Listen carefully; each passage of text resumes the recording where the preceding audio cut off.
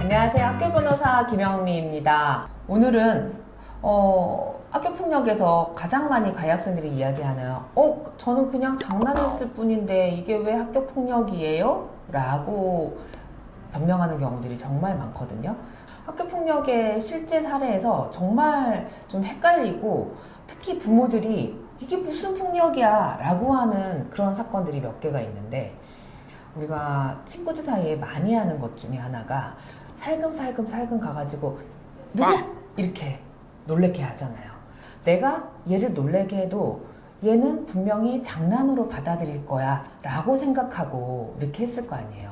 학교폭력으로 신고한 피해 학생 입장에서는 저는 얘랑 친한 사이가 아니에요. 근데 갑자기 제가 걸어가고 있는데 뒤에서 제 등을 세게 쳐가지고 제가 엄청 놀래서 허리가 삐끗해서 제가 병원 가서 치료받았어요 라고 주장하면서 학교폭력으로 신고해요. 그러면 이 사안은 학교폭력일까요? 아닐까요? 학교폭력입니다.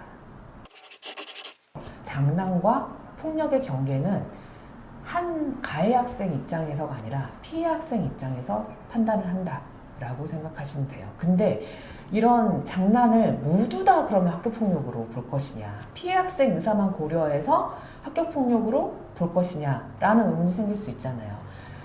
실제로는 그렇지 않습니다. A는 초등학교 같은 반 B 학생으로부터 이렇게 평소에 뒤에서 머리를 잡아당기거나 아니면 뒤통수를 때리거나 목을 조르는 이런 장난들을 많이 당해왔어요. 그러다가 B 학생이 실내 주머니를 이렇게 막 돌리다가 이걸 A 학생 머리에 맞게 된 거예요. 그러면서 다치게 됐어요. 그러면 이 경우에 B 학생은 학교폭력에 해당할까요? 아닐까요? B 학생은 당연히 또 그렇게 이야기했겠죠.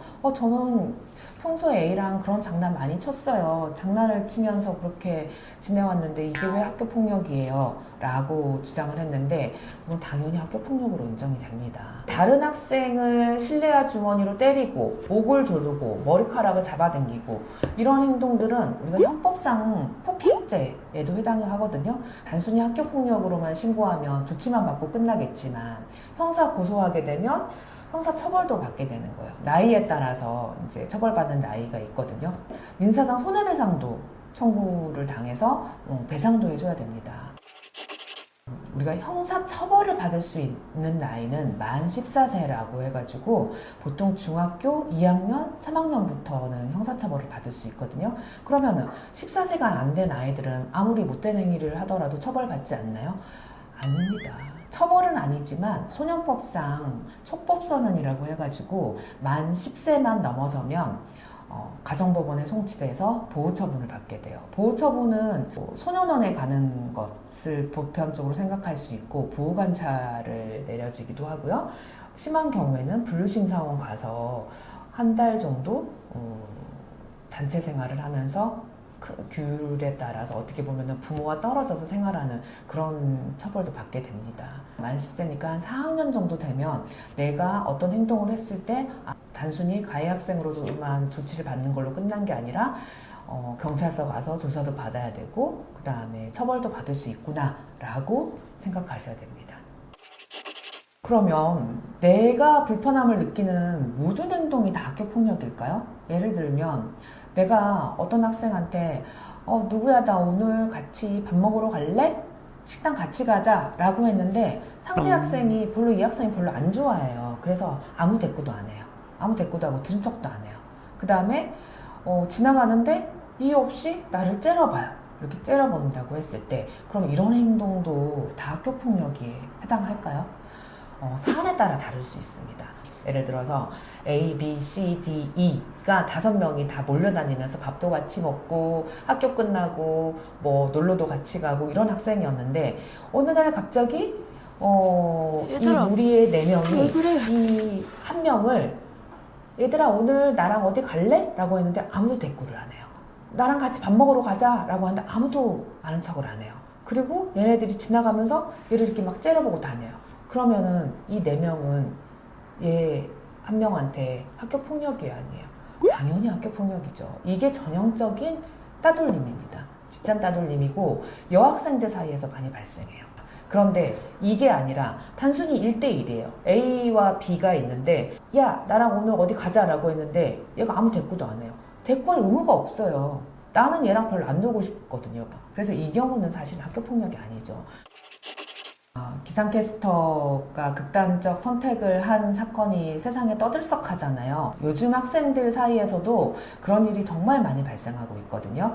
지금 그 사안을 보니까 기상캐스터들의 단체방이 있는데 이 사람만 빼고 다른 사람들로만 구성된 단톡방을 만들어서 그 단톡방 안에서 계속 험담을 한다든지, 단톡방에 다 같이 초대되어 있다가 피해자만 놔두고 다 나가버리면 이건 집단 따돌림이에요. 근데 어른의 경우에는 집단 따돌림을 따돌림이라고 하지 않고 직장 내 괴롭힘이라고 해서 징계 처분을 받거든요. 근데 형사처벌을 할 수는 없어요.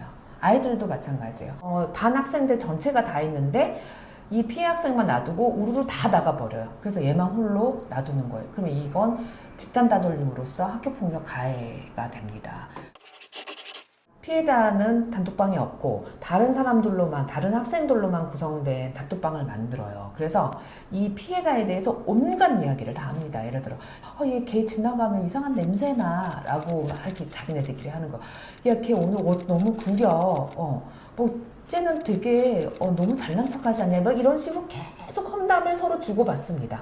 그러면 이 험담을 주고받는 이 내용을 사실은 피해자는 없기 때문에 어떤 이야기를 주고받았는지에 대해서는 알 수가 없어요. 근데 어떻게 알려지느냐, 그런 행동을 하는 것에 대해서 죄책감을 느끼는 아이들이 있을 수 있어요. 어른도 마찬가지고요. 그러면 그 중에 한 명이 이건 도저히 안 되겠다 싶어서 그 글을 캡처해서 피해자에게 전달을 해줍니다. 그러면 여기에 대해서 저는 좀 그러니까 반반인 부분이 있는데, 피해자가 몰랐더라면 사실은 거기에 대해서 충격을 받아서 이런 극단적인 선택을 안 했을 수도 있는데, 그걸 알게 됨으로써 정신적인 피해가 더 커지는 측면이 있잖아요. 그래서 만약 우리 학생들 사이에서 이런 단톡방이 만들어졌고 그 단톡방 내에 없는 사람에 대한 험담이 이루어진다면 저는 하지 말라라고 과감히 이야기를 하거나, 아니면 피해자한테 이야기하지 말고 선생님한테 이야기하세요. 이 단톡방 내에서 A에 대한 괴롭히는 말들이 이루어지고 있으니 선생님께서 이걸 좀 도와주세요 라고 하는 게 저는 가장 최선일 것 같아요. 언제든 우리 아이가 학교폭력 가해자가 될 수 있고 피해자가 될 수 있습니다. 그러면 학교폭력 가해자도 안 되고 피해자도 안 되려면 학교폭력이 어떤 것인지 알아야 되잖아요. 그래서 오늘은 거기에 대해서 짚어봤습니다. 앞으로 학교폭력 문제에 대해서 궁금한 점이 있으면 김영미 변호사 찾아주세요.